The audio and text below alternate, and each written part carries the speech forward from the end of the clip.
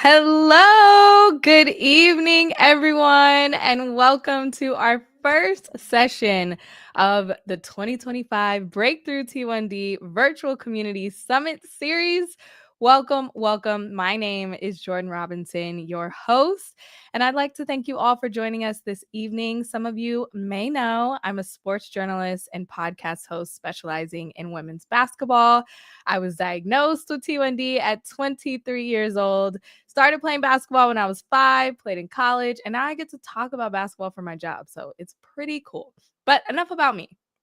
Tonight is the first session of our 4-part virtual summit series and is titled Bodies, Relationships, and T1D, where you will learn tips and tricks for navigating a healthy relationship with your body and the T1D community.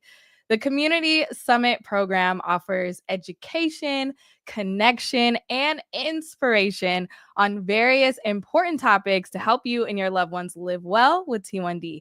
Throughout the year, we'll host virtual sessions like tonight and many in-person summit events hosted by Breakthrough T1D chapters across the country. Please register to stay up to date on our virtual series so you don't miss anything. We'll post a link in the chat. You can also visit the link to find an in-person community summit event near you. Make sure to register for upcoming community summits at breakthrough-t1d.org/t1d/community or dash community/summit. Did you get that? It's in the chat. Don't worry about it. But before we get started, I'd like to extend a special thank you to our national industry partners. Their support helps make the Community Summit program possible and makes all this go around.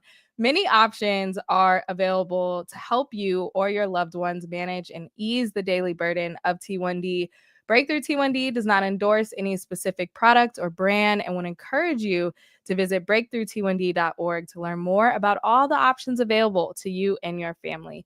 We also encourage you to speak with your healthcare provider to discuss the options and treatment plan that would work best for you or your loved one. All right, without further ado, let's get this going because I always say this. I say it every single time that you're in for a treat, but I'm telling you again, you are in for a treat this evening. So if you haven't already done so, share that link with a family member, a friend, share it on social. Tell them to tune in right now. And we have so much to cover.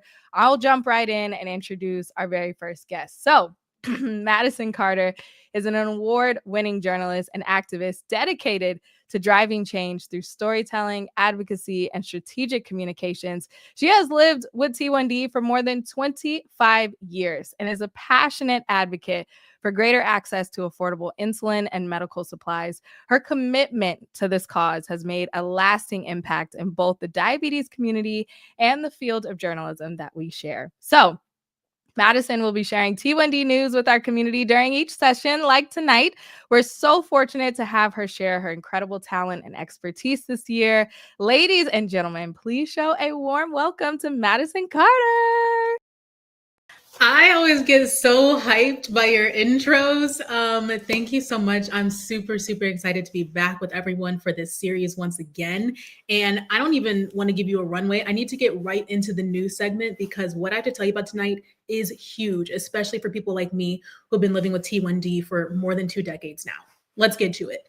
Early January, just a few weeks ago, Sana Biotechnology released significant clinical data.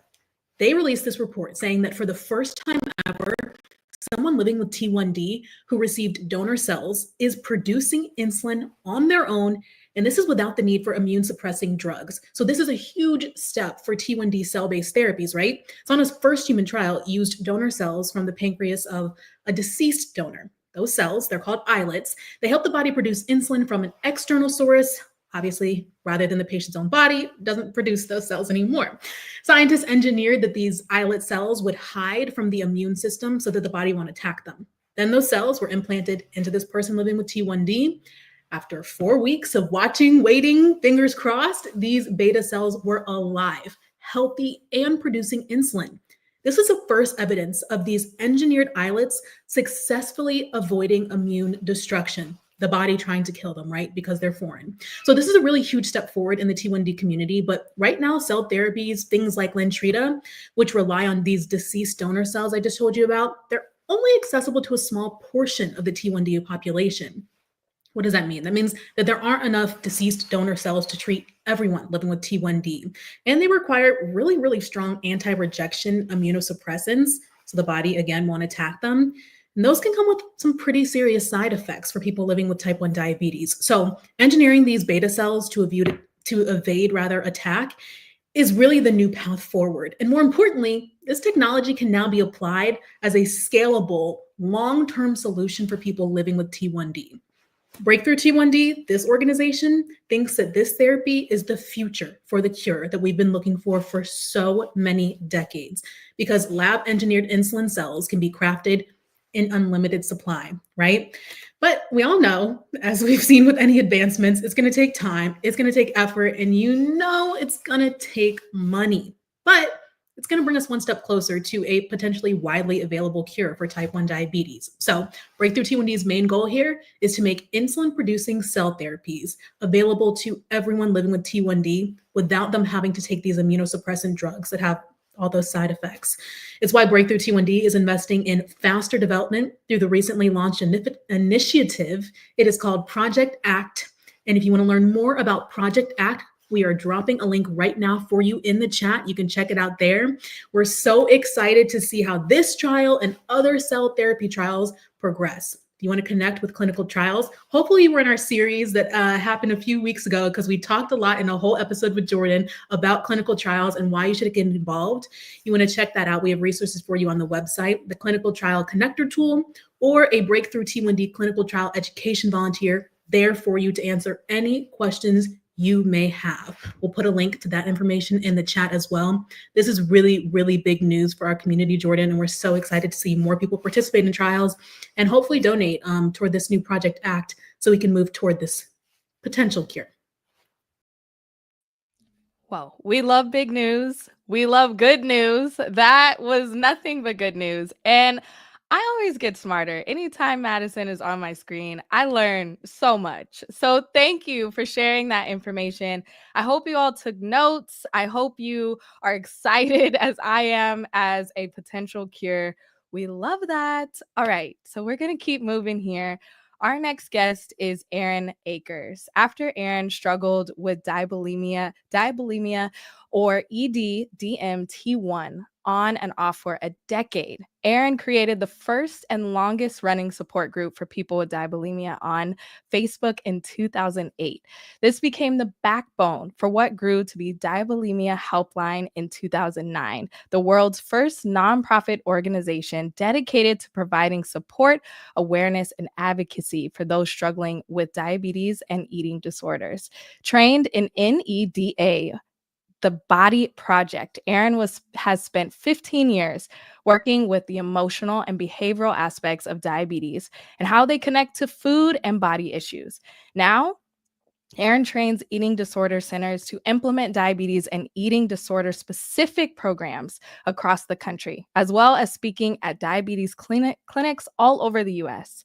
Aaron can be found in publications such as Diabetes Forecast, Diabetes Health, and Plaid, Academic Journal, and at conferences like Children with Diabetes Friends for Life and the Association with Diabetes Care and Education Specialists. She has partnered with WebMD to film a short documentary highlighting a life lived with diabetes and an eating disorder. Please welcome Aaron Akers. So today I'm going to talk to everybody about basically one simple question, which is, how do I have a healthy relationship with my body and with food around my body? So there are a lot of tips to start with, but the first and most important one is don't take a cookie cutter approach to any question. Every person is different, which means every person's relationship with diabetes is different. That means it's okay to keto. It's okay not to keto. Studies show that adolescents and young people with type 1 diabetes have a strong association between intuitive eating and a lower A1C, which means if you eat what and when your body tells you to, you are more likely to have a lower A1C. So you don't need to be starving your body or following a rigid diet that makes you feel unhealthy inside your brain just so that you can feel healthy in your body. Because studies show that if we're healthy inside of our minds, we're more likely to see that effects in our bodies as well. Studies also show that intuitive eating is associated with lower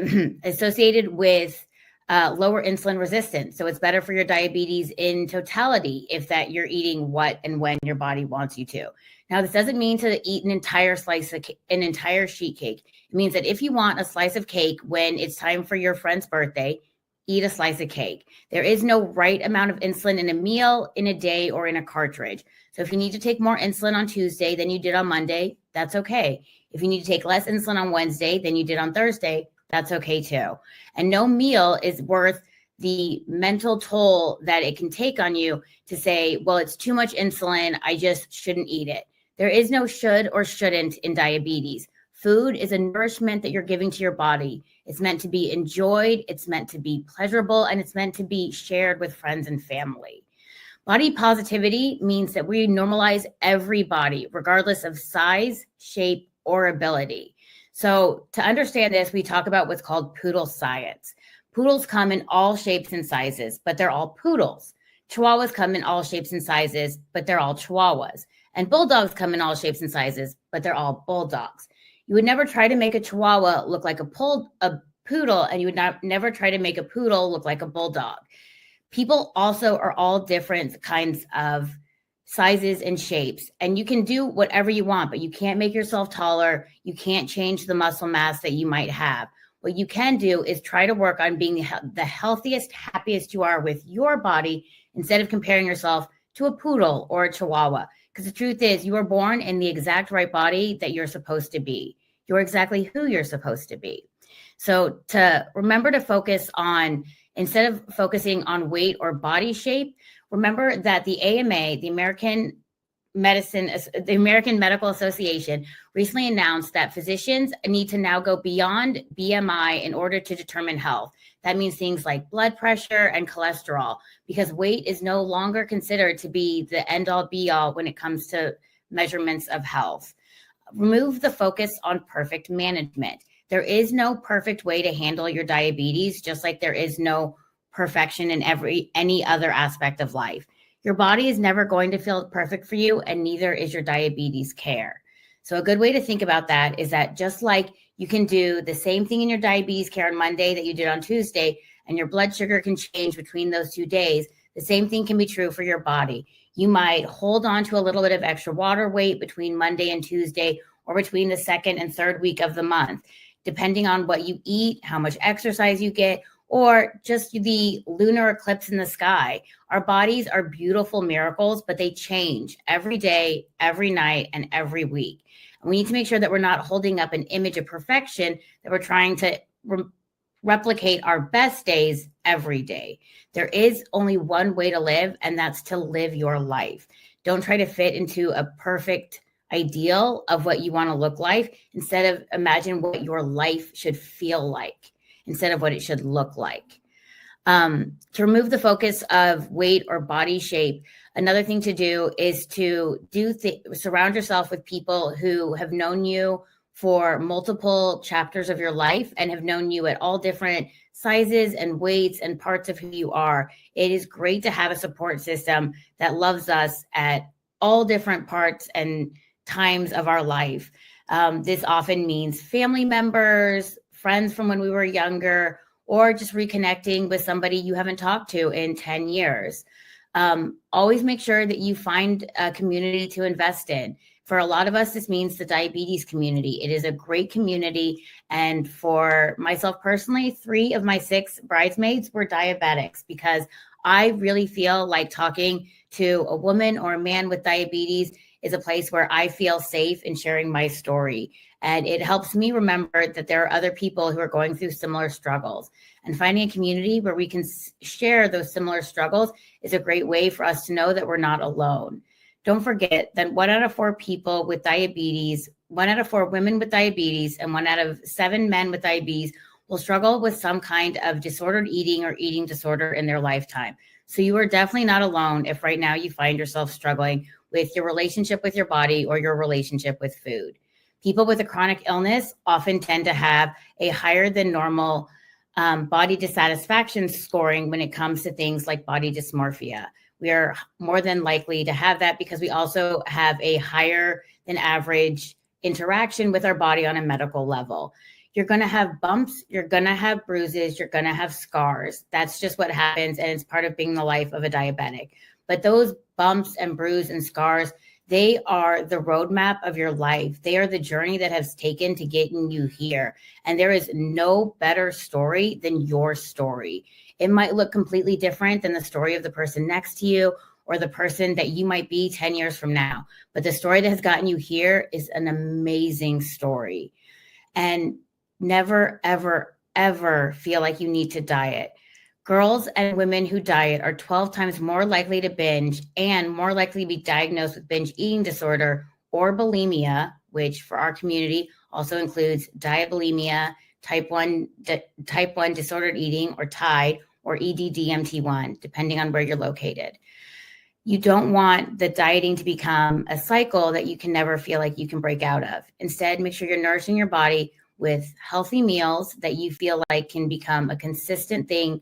And don't forget to give yourself a treat every now and again. It was just Valentine's Day. I hope you treated yourself with something nice for yourself. You should always be your number one Valentine. If you have any questions that you want answered about body image, relationships with food, relationships with your partner, or relationships with yourself, there are some great organizations out there that you can connect with. I run Diabulimia Helpline. We are the world's oldest nonprofit for people with type 1 diabetes and eating disorders. And now we've expanded to work with mental health issues. There's also organizations such as You're Just My Type 1 that hold community events. And they are really great at fostering a community amongst the diabetes community as well. And going to events like the ones that you're at now, where you can talk to other people living with diabetes, are really going to be important to knowing that the road that you are on is one that many other people have walked on before you. And that a lot of the feelings that you're going through are things that a lot of us have felt and gone through ourselves. It's never easy to live a life with diabetes, but it can be so, so rewarding. You get to travel to the most amazing places on the journey of your life because you know you have the grit and the strength and the passion to do it because you have survived as your own pancreas for some of you a few months, some of you 50 years. But the thing that matters is that you've survived. You have found a way to make this disease your own, and you are choosing to take control of it.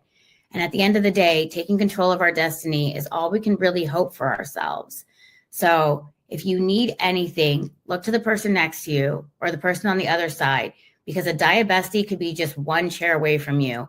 And the best thing you can do for yourself is to connect within your diabetes community. If you are looking for more chances to get out and talk with other people, we do offer an annual conference. We're going to be in New York City this May 2nd to the 4th at the New Yorker Hotel. We'd love to see you there.